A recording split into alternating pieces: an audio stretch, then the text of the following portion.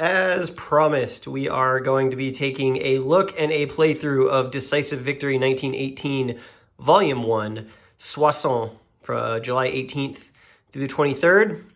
This is, of course, the Battle of Soissons on the Western Front of World War I. Late in the war, it's the first sort of Allied/Entente tank attack with armor. It was a surprise attack by the Entente, driving towards the town of Soissons, trying to sort of collapse a German salient along the Western Front. This is a new game that came out last month from Legion Wargames, who I'm a big fan of. I love the topics that they cover, and their games are usually very beautiful productions. And this one, at least from the artistic perspective, is no exception. It's a really nice looking game. It's got a really kind of fascinating mechanical design to it, and we're going to take a look at all of that. This is the front of the box. I just wanted to note that the cover here is really striking with sort of the armor here in front. Are those Renaults? They look like they might be the Renault French tanks. And then sort of the trench lines and sort of relief in the as a background. So it's a really nice box. You look on the back here. Here's a shot of the map. I'll show you that as well. But this is basically a counterattack against the German army. And it was a first large-scale tank attack by the French with some surprise artillery bombardment. So obviously tactics late in the war, changing things a little bit for the way that the cadence of the campaign was going. So this is what the game looks like. It's actually, the map is actually a 3/4 size map, so it's only 6 panels, so it doesn't take up the whole thing. So I was able to put the terrain effects chart and the sort of general player aid, victory and other stuff, player aid under the plexi to have with me at all times. You can see from the map, I'll turn this way. Sorry about the light, let me move that. Okay, great, there we go. Sorry about the glare. But you can see here, this is Soissons, the town of Soissons here. Some of the other towns around it. And, in general, some of the terrain around the particular area of this battle. So the map is sort of like vertically oriented, but I am playing sort of on the long side, so the text will not be upright. But here you go. Here are some of what the units look like, some of the counters. You can see that we've got the Germans here along this front line. You've got different corps of Allied units, their divisions. You've got some Moroccans here. You've got the French in blue. You've got the Americans here in green. And there are some Brits as well. They haven't entered yet. I think they come in as reinforcements. But you can see that they're assigned a different corps. That's the bottom color there. They've got a strength value, so 10 here for the French, 14 for the Americans.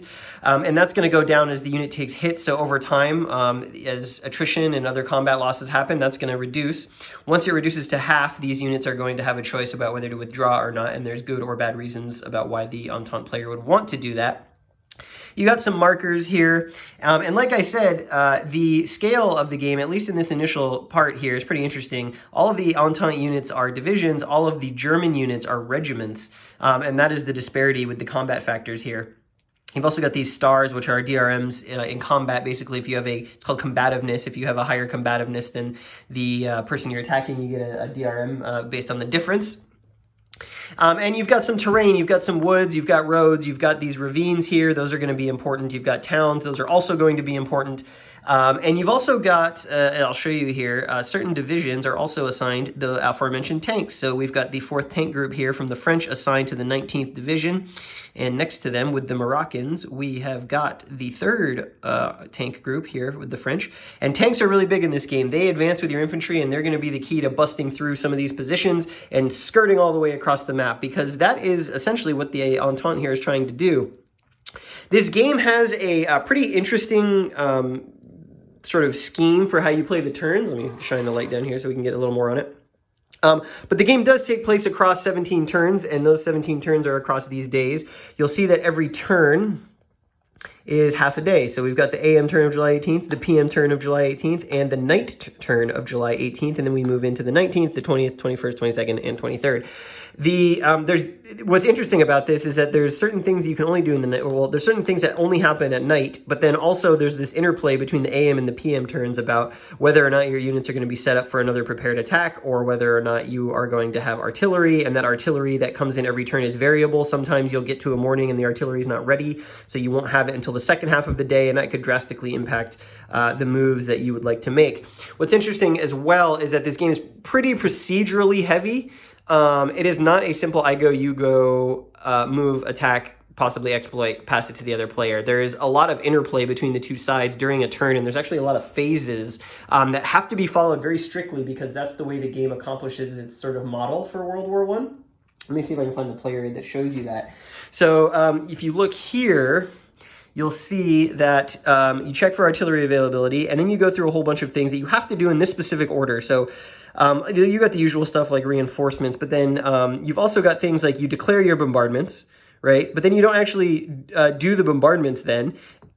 Units that can assault have to be indicated that they can assault, but before they assault, the non-phasing player gets to actually do defensive artillery bombardments against you. Then you resolve your assaults, which include your bombardments that you generated here. And then there's an option for the player who is being attacked to fall back from their positions for free. And that's pretty interesting because that happens, all of that, the bombardment, the counter bombardment, the assaults, and the fallback happen before you even get to movement in a turn. So there's like a flurry of activity, then some units move, then there's another fallback segment for the person being attacked, and there might be reasons why they want to give up ground based on the defensive terrain they are in or want to be in. Then there's a second bombardment, so you can actually withhold artillery for a second bombardment during a turn. And then there is another attack phase where you can spend movement points. So in the movement phase, you can spend movement points to do more types of attacks or move your units, or sometimes both, depending on their condition. And this is where you get to a different combat table where you're doing sort of low-intensity improvised attacks. This would be sort of your exploit phase. Think of it like a World War I style exploit. These attacks are usually less effective, but they're also less attritional. And you can generate these to try and take ground, because after all of this happens, no units have actually really moved other than the maneuver step. And after all of this happens is the advance phase. And this is where you can take the ground that you have essentially created for yourself with all of your attacks. And then you flip to the other player, you do the reverse of that, and that's one complete turn. So pretty interesting here because you have to do all these in a specific order, and that sequencing of events is really going to make or break your sort of offensive plans. And then obviously on the night turn, you've got some other special things that can happen. You can do night bombardments. They're usually less effective. This game will also feature, here's some of the bombardment markers. It will also feature air bombardments, which is pretty cool. Some of the first, earliest historical air bombardment stuff there. You've got different types of artillery that they all kind of function the same, but they have different ranges. And HQs, which you can see here, also have their own intrinsic artillery capability. So every turn you're going to be lobbing lots of shells. So that's kind of the overview of the game. I will show you more as we play, but let's talk about sort of the strategic considerations here. So the Entente player can end the game early. The game may not go the distance. If the Entente can either occupy one of these sort of outlying Soissons approach hexes, which are these red stars, that will immediately trigger the end of the game. Or if the Entente player can get their units off the east edge of the map, basically run through here and get off. And that will trigger the end of the game. So the Germans, they don't have the strength advantage, and the early surprise attack that happens on the first turn is really going to kind of wreck their line here. So they're going to have to think about defensive, where they're going to want to defend, where they're going to set those positions, but they don't want to give too much ground to the Entente because the Entente could then end the game early. And there's reasons the Entente want to do that because they get bonus victory points. Now, these villages are also going to be worth victory points for the Entente. They have to essentially either have a unit in them at the end of the game, or they need to sort of have the front kind of be on them. And there's some medium complexity rules about how the front is kind of formed and whether or not a unit is essentially controlling the villages behind it. But essentially, units in this game have a zone of control like you'd see in any other war game. But then they have a secondary ring called a threat zone around them. And that has impacts on the way that the defenders can retreat and fall back, and the way that villages are controlled. Basically, villages have to have no possible way that a German unit could get to them, essentially through zones of control or threat zones. And then some of these villages are worth victory points. So you can see this one here, Berzy-le-Sec, is worth 3. Some other ones are worth maybe more or less. There's one over here worth 4. The Entente player is going to get those points at the end of the game for controlling them, or if they don't quite reach the village, they're going to get a number of points equal to this value minus the number of hexes their closest unit is from it, which is kind of interesting because it doesn't mean you have to specifically get there. You can still score for, approaching it kind of in proximity. That's kind of what the Entente is going for. Now there's a victory point scale. I believe 10 points is a draw, so the Entente need to, I believe, get more than 10 points, which is doable, but they're going to have to do it properly because every time they attack, they're probably going to be taking losses. The CRT is pretty attritional, and like I said, once you get a unit to half strength, then you have the option to remove them. If you leave them on the map and don't remove them at half strength, you actually lose victory points at the end of the game. So finding that balance between how much of your forces you can push versus have to pull off the map is going to be key.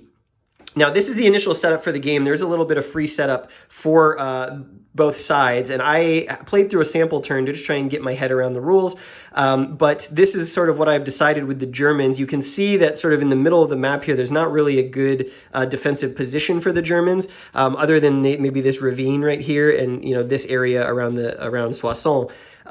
There is a nice line here for defending, and so the Germans have decided that, and then this down here is pretty tough, a lot of terrain that the Allies or the Entente are going to have to attack through.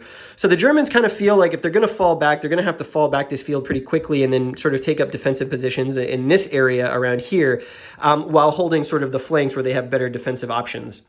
Now, the Germans set up first, the Entente sets up second, and what I have not yet done for the setup is put these prepared markers on any Entente unit that is adjacent to a German regiment. So every single unit is going to get these prepared attack markers, and that's going to be sort of the catalyst for the opening turn surprise attack that we are going to do.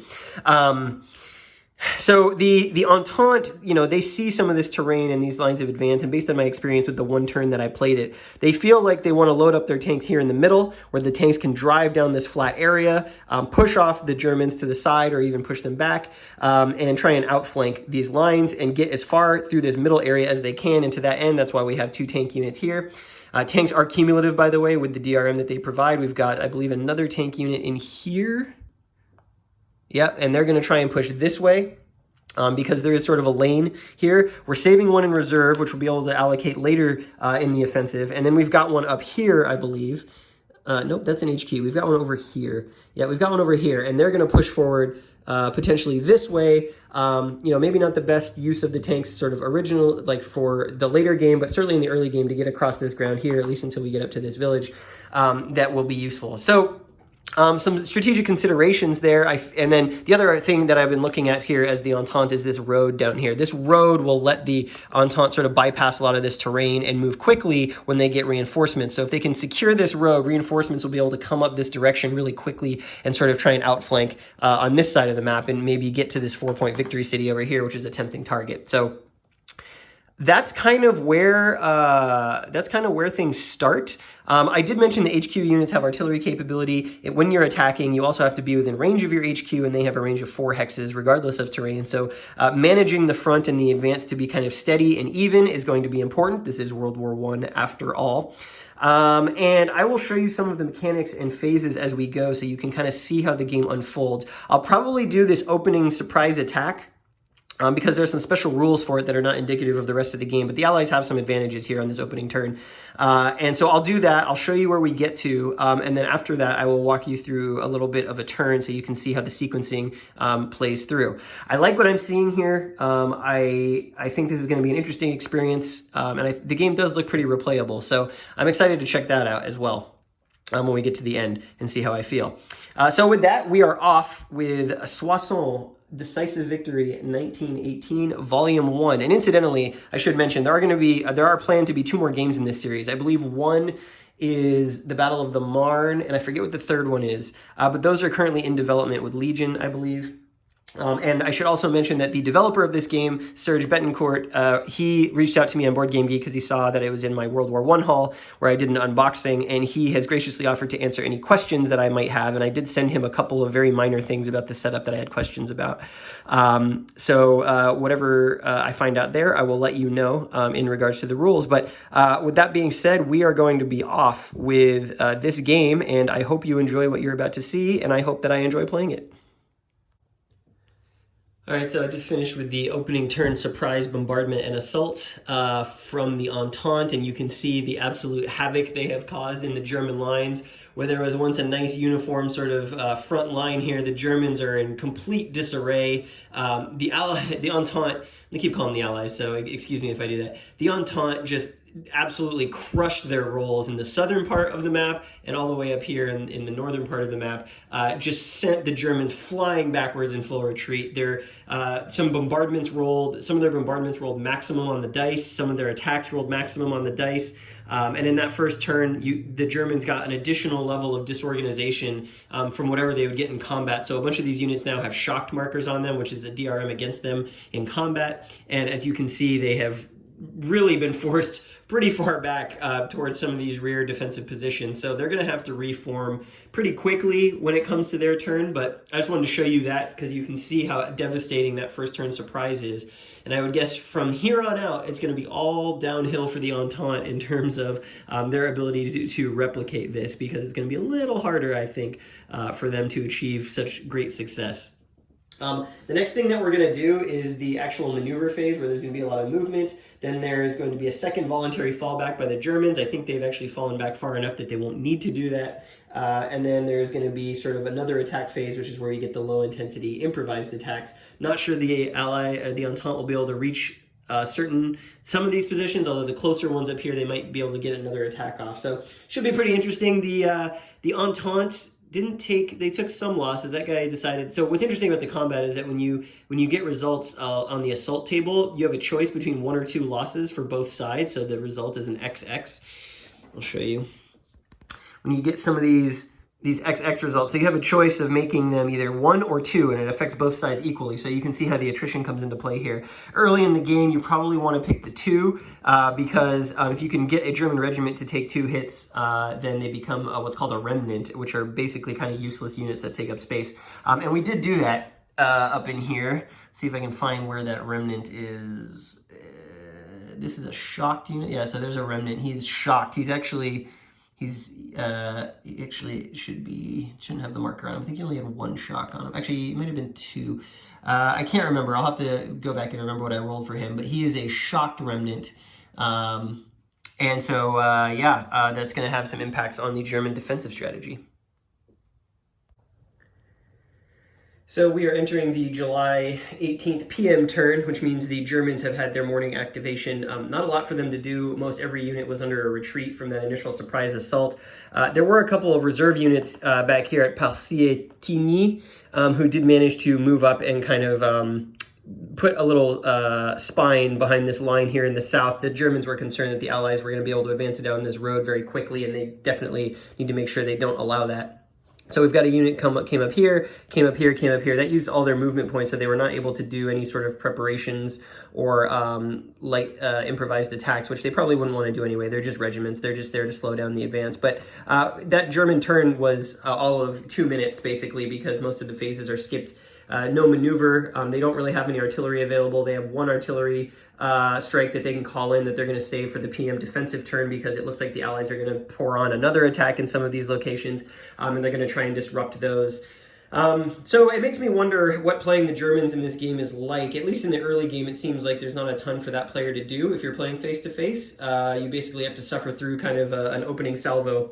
So we'll see if that turns around as we go. I do know the Germans start to get some meaty reinforcements starting on July 19th, and on July 21st, they have a huge stack of them. I'll show you that.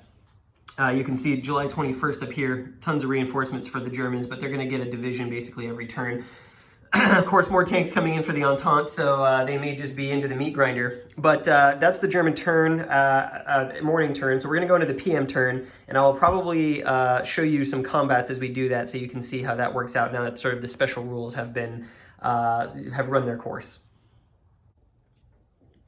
Thought I would take this opportunity on the Entente PM turn to show you how combat works.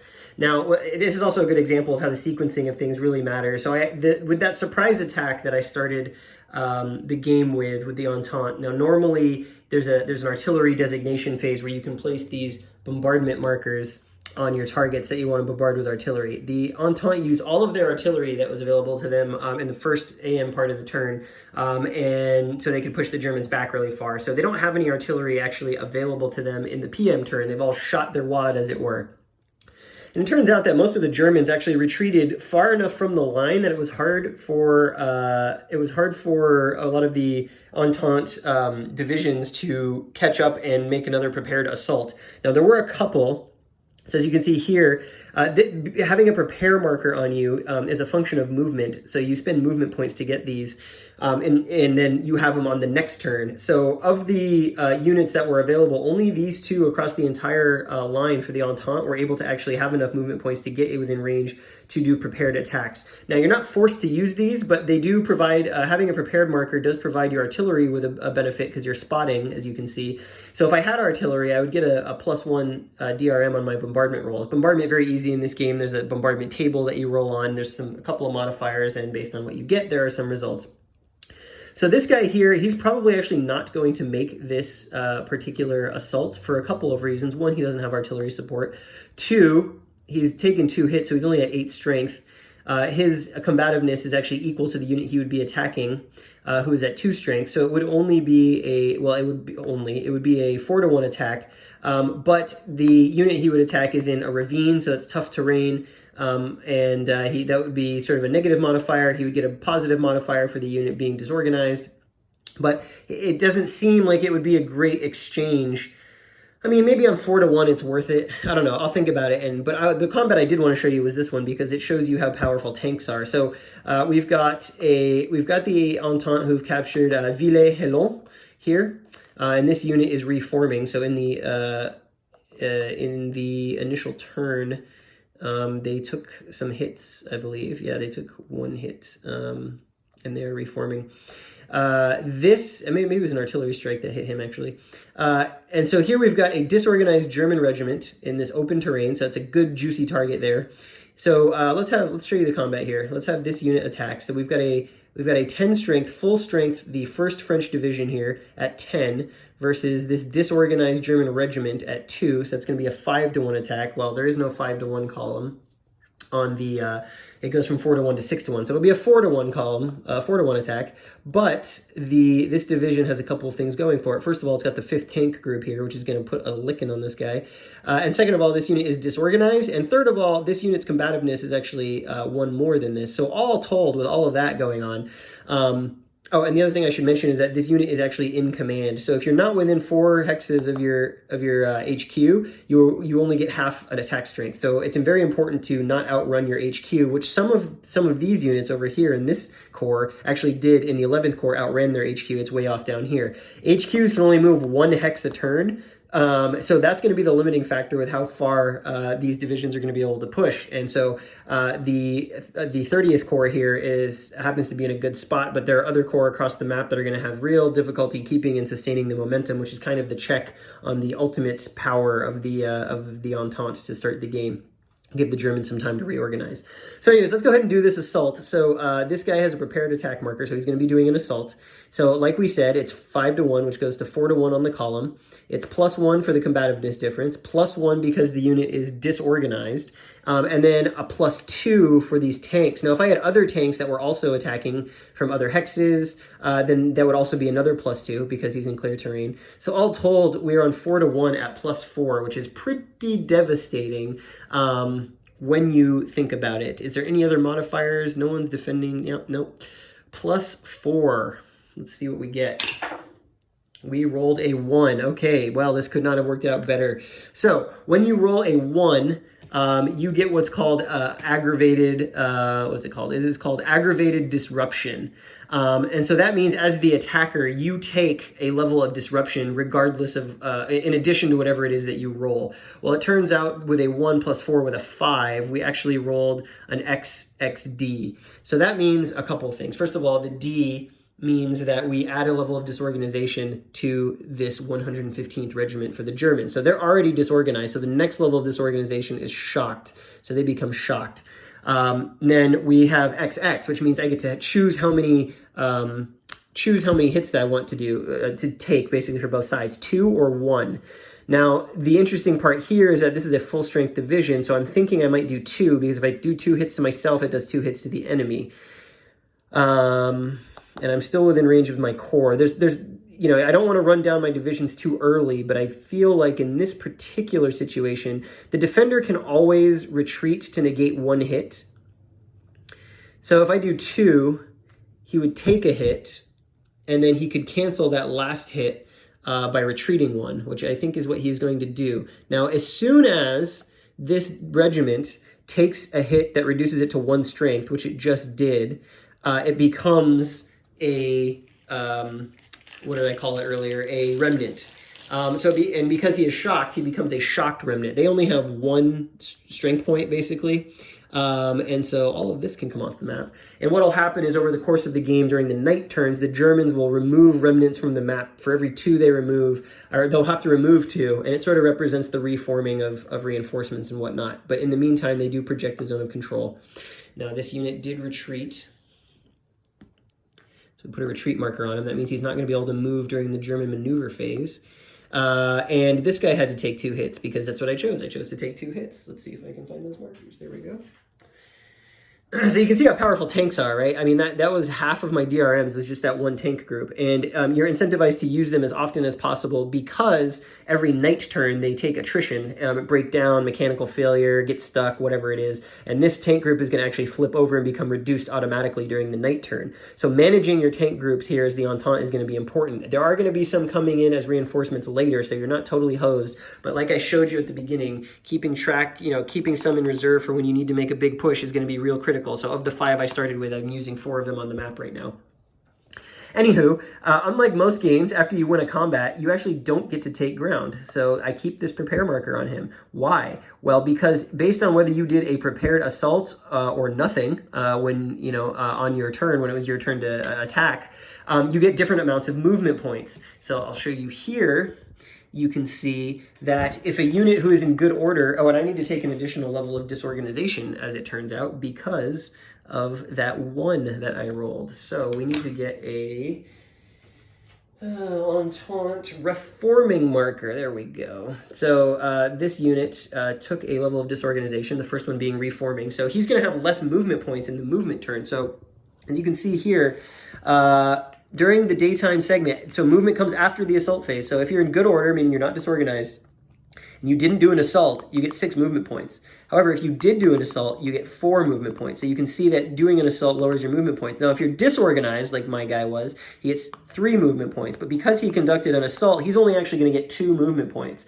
So when it comes time to maneuver, he's only going to be able to move 2. Now, as it turns out, this hex only costs 1, so he could move up if he wanted to, and he likely will want to because he's only got 1 level of disorganization, and during the night turn, he'll be able to heal that to get back into regular order. But in general, that's kind of a quick example of the combat sequencing and the way that it's important that your advance is timed so that you can get maximum punch on the following turn. Having prepared markers available so that your artillery bombardments are going to be more effective, so that these prepared assaults will actually impact the enemy line, and that you're in a position to bring all of these units who are available. As you can see here, I would have loved to have the 128th and 5th Division also have prepared attack markers on them, because then all 3 of these guys could have assaulted here. But the Germans retreated so far that these guys had to race to catch up with them, and they didn't have enough movement points left to put prepared markers on them. So they're going to have to wait a whole turn doing nothing. They're not going to be able to do anything this turn. The only thing they're going to be able to do is a low intensity attack during the maneuver phase if they want to, which is, it doesn't use that table is a different table, and it doesn't do a lot of hits. It doesn't do a lot of anything really. You have to roll pretty high or pretty low to have it affect the attacker or defender. So that's a quick example of the combat here on the PM turn, and that's really the only thing that the Entente is going to do this turn. Like I said, this unit is not going to use his prepared marker because he doesn't feel. I mean, he might. What is it? What did I say it was? 4-2 or 8-2? So 4-1 with a -1 and a +1. It's a flat 4-1 roll. He may actually do it. Why not, right? I'm trying not to use up my divisional hits because, again, once he gets to half hits, he has to either be removed from the map or lose a victory point for the Entente. So anyways, I will get on with it, and I will likely call this first video here for Soissons the introduction. You can kind of see how the game plays. You can see how the first surprise really moves the line back, but then we're going to settle into probably a pretty difficult advance, especially as the Germans get more reinforcements. But I do hope you'll join me for the next video in this series where I will take you through the rest of the game and give you my final thoughts.